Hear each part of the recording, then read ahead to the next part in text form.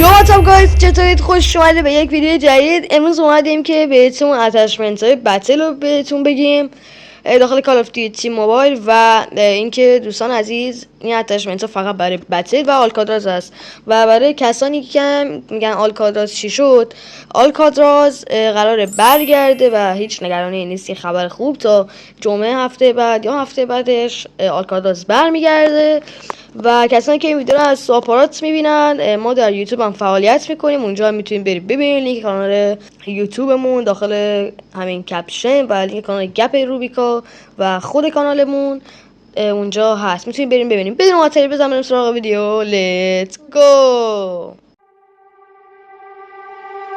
It's getting late, I'm making my way over to my favorite place. I gotta get my body moving, shake the stress away. I wasn't looking for nobody when you looked my way. دوستان عزیز، شما اول وارد بتل رویال میشید و واقعا الان آپدیتش هم خوبه هم مزخرفه و برای کسانی که نمیدونن الان آپدیت چجوری شده، یه دونه ویدیو گذاشتم بررسی سیزن 6 جدید کال اف دیوتی، میتونید برید از آپارات ببینید. داخل یوتیوب هم ان شاء الله میذاریم ویدیو رو آپلود میکنیم. و اینکه بچا آپدیت های جدید این که الان شما مثلا نمیتونید از جاهای مثلا نمیتونید دستتون رو بگیرید برید بالا. الان یه ذره بدتر شده، یه ذره نرف کرده پرشو و کلاس جامپ، نه میگم جامپ، اسپید بوست بود، چی بود، جت بوست.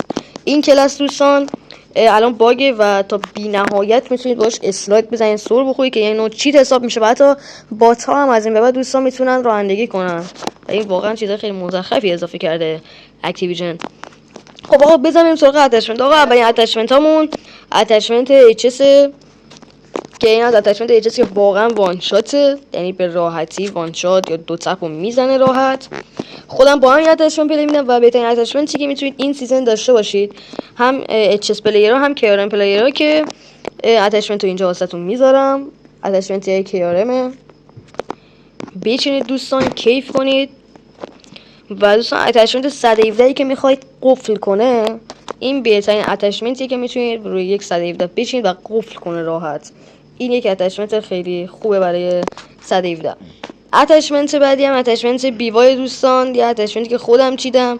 شما میتونید همچین اتچمنتی بچینید اسپید آپ کیل بذارید یا نه میتونید اسپید آپ کیل رو بردارید برید یه دونه از این استرایکر بذارید. استرایکر اینو بذارید، من نظرم بهتون میگم اینو بذارید بهتره، رو دقتتون خیلی میتونه کمک کنه. و شما میتونید به جای این اگه هیپ فایر پلیر هستید اینو بندازین که هیپ فایرش بهتر میشه.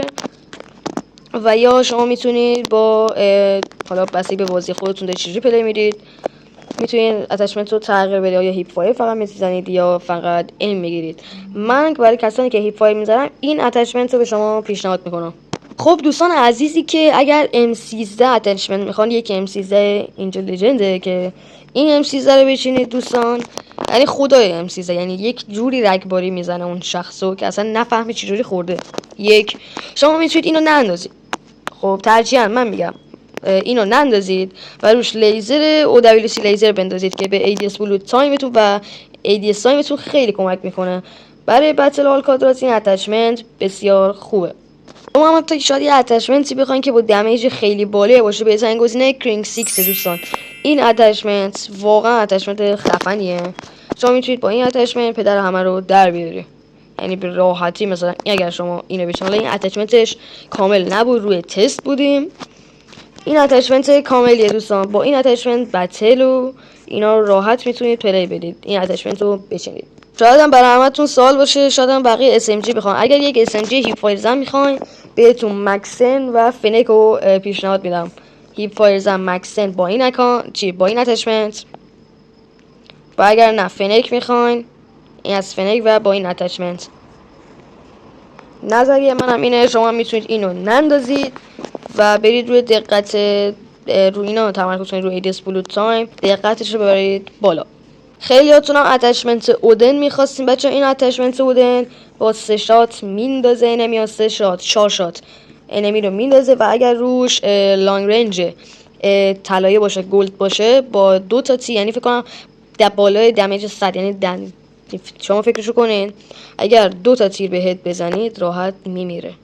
یه اتچمنت جدیدی هم که واسه یه گان واسه پیدا کردم. این گان رو من گرفتم، دیدم واقعا مثلا روش اتچمنت بشین خیلی خوب میشه.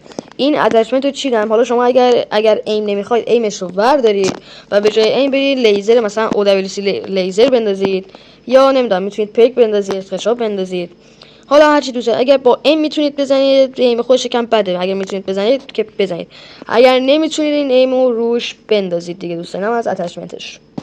خیلیاتون اتچمنت M4 میخوام بچه‌ها. این اتچمنت M4 البته من با این M4 انداختم، ایمش بدک نیست ولی خوب دیگه، حالا ما با این M4 سر میکنیم. دوستان این اتچمنت M4 دمیج بسیار بالایی میده و رنج خیلی بالایی و دقت تیرش خیلی بالاست.